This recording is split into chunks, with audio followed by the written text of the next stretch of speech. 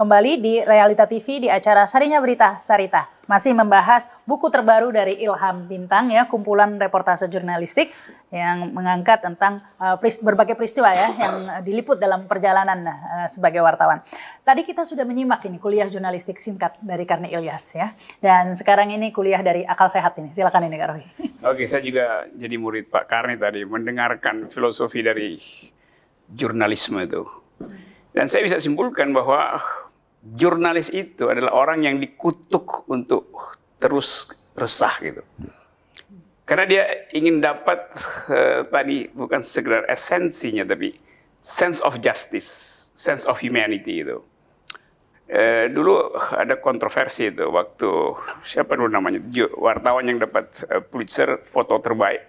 Waktu dia memotret burung bangkai di samping orang Nigeria, anak kecil itu di Sudan ya, waktu itu krisis kemanusiaan di situ. Dan dia menyesal bahwa kenapa dia nggak tolong anak itu.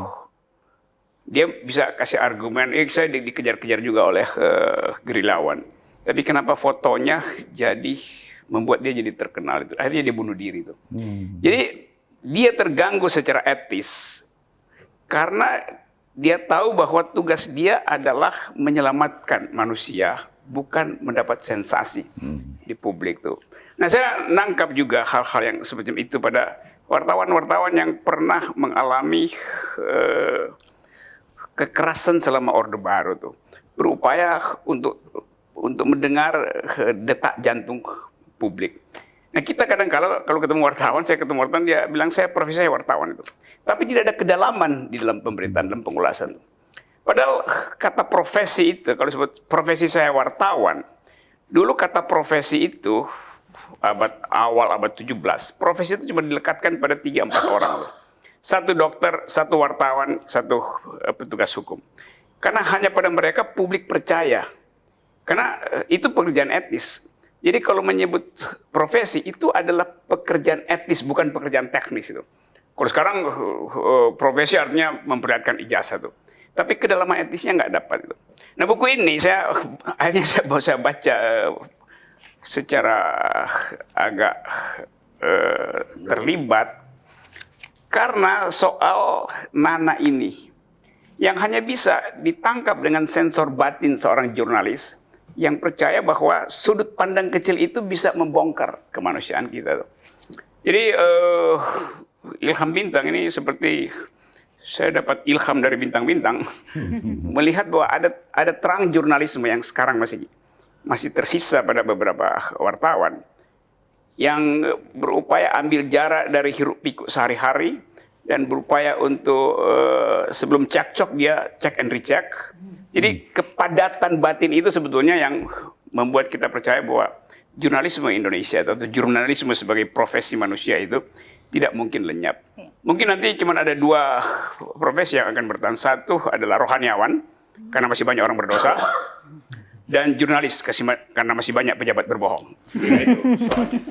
Ya, mungkin bagi yang belum tahu apa Nana ini kisahnya menjadi menarik begitu ya, karena adalah seorang yang penderita kanker ya, dan meninggal, tapi sebelum meninggal menulis surat wasiat. Nah, inilah yang mungkin ditangkap oleh Ilham Bintang dan dijadikan cover begitu ya. Nah, ini mungkin apa alasannya ini ya, Kak Ilham begitu, menjadikan Nana ini menjadi judul dari bukunya, karena kan bukan tokoh terkenal sebenarnya begitu. Ya, saya pertanyaan Mbak Kak Rahma juga betul itu ya. Penerbit menyoal itu. Kenapa bukan banyak tokoh di dalam itu? Kenapa bukan itu? Iya, ini banyak pejabat publik yang terkenal di dalamnya sebenarnya. Iya, kenapa bukan itu? Saya bilang ada persoalan kegetiran hidup yang saya pengen tampilkan di situ. Bahwa ada orang yang begitu sadar betul dia akan pergi gitu. Kenapa? Belakangan juga baru saya tertarik menulisnya ketika tahu bahwa ada surat-surat wasiatnya itu. Loh, hebat bener nih anak ini. Dia menyiapkan itu, kalau Anda baca buku suratnya, orisinalnya itu saya simpen. Itu dia bilang harap dibilang sama suaminya harap dibaca setelah kuburnya ditutup itu. Dan suaminya sendiri pun nggak sanggup membacanya. Dia kasih omnya untuk baca, dia nggak sanggup untuk membacanya. Jadi dia sudah atur semua di situ, seperti dia mau pergi naik haji aja gitu Pak. Mau pergi umroh itu, nanti kalau dapat nih wasiat, tolong ini jagain ini sebetulnya. Tapi dia mau pergi menghadapi maut loh.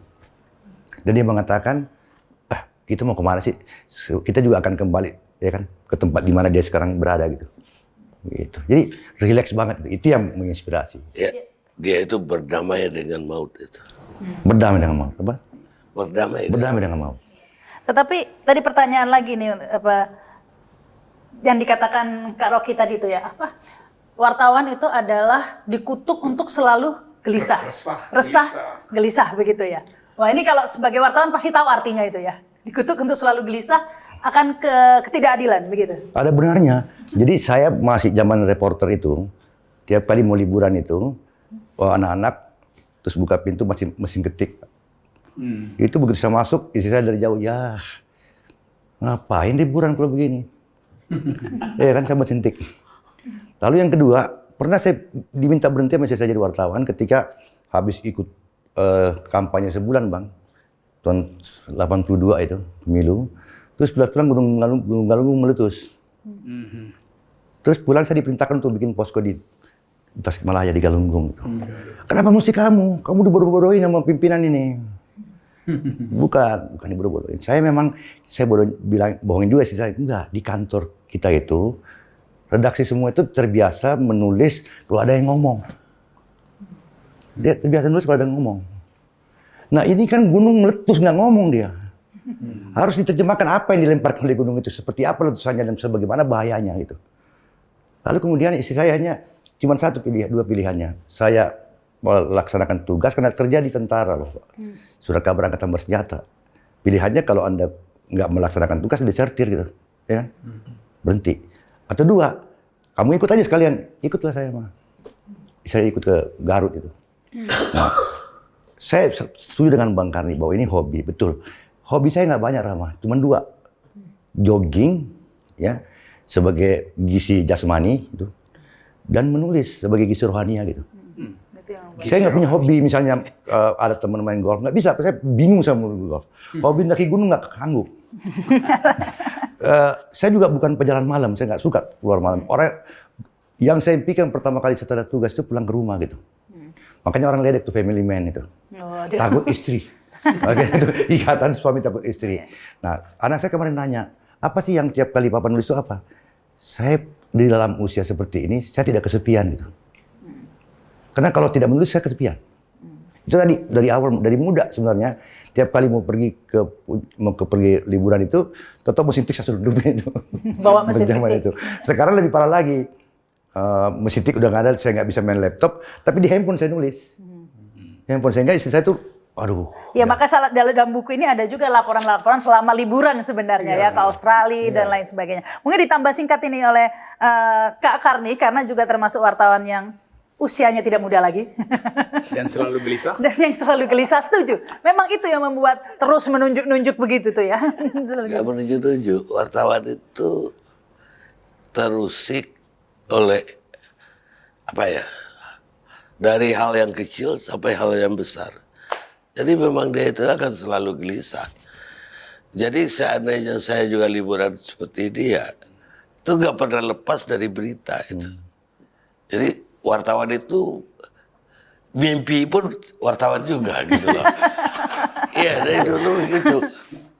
Nah bayangin saya jadi pemret tahun 92 waktu itu komunikasi belum canggih seperti sekarang. Itu semua majalah forum yang mau dicetak itu harus di fax dulu ke Amerika sana. Dan itu saya edit malam-malam. Baru saya kirim lagi ke Jakarta. Baru boleh turun. Jadi sebelum saya baca, itu nggak boleh turun.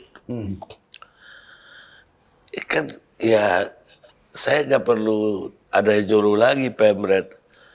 Saya jatuh di Wonosobo itu, ngejar si Nurdin Top itu patah tangan, udah patah. 4 jam dilarikan ke rumah sakit apa tuh Jogja itu, dokter apa tuh rumah sakit dokter Sarjito. Langsung diputusin saya harus operasi malam itu juga. Saya bilang enggak, Anda tolong ikat aja, saya mau balik lagi. Karena ada yang lebih menggelisahkan selain kesehatannya. Iya, saya belum lihat apa itu peristiwanya. Penyerbuan pagi, saya malam udah di situ. Lah, padahal balik itu 4 jam lagi. Sehingga sampainya jam 4 pagi. Padahal saya udah mampir di hotel Hyatt Jogja. Udah tanya kamar ada, tapi saya minum kopi dulu. Kopi dulu, saya pikir saya nginap pagi terbang ke Jakarta langsung atau saya balik. Putus saja balik. Kalau saya balik ke Jakarta juga nggak ada yang nyalain saya. Orang atasan saya juga nggak ada. Apa yang menyuruh saya ke sana? Perintah ke profesi saya wartawan tadi.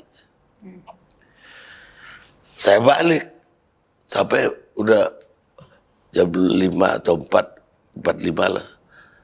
Pasukan yang mau nyerbu ke rumah yang dianggap sarang Nurdin Top itu udah lengkap di garasi mau jalan.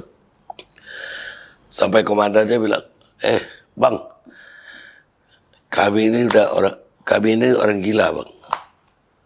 Yang ngejar teroris ini orang gila. Abang lebih gila lagi. Abang lebih gila lagi. Karena pakai tangan nih.